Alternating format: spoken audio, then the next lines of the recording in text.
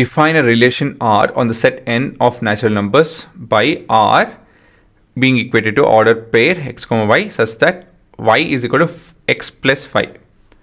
X is a natural number less than 4 and x and y belongs to set n. n ಅಂತ ಹೇಳಿದ್ರೆ natural number. Depict this relationship using Rorschach form. Write down the domain and the range.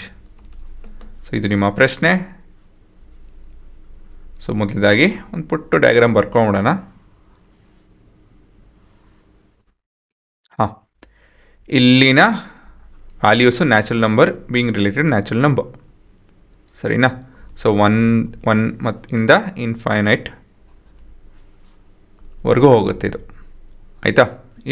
ಇಲ್ಲಿನ relationship ಏನಪ್ಪ ಅಂತ ಹೇಳಿದ್ರೆ x plus 5 is equal to y ಅಲ್ವಾ?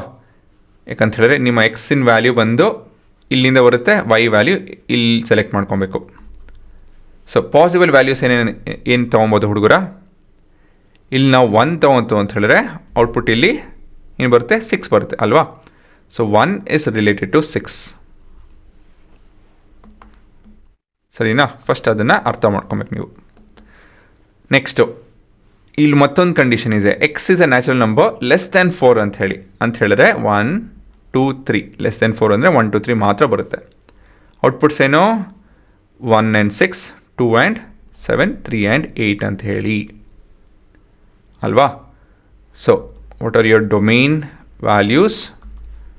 Domain values are 1 2 and 3.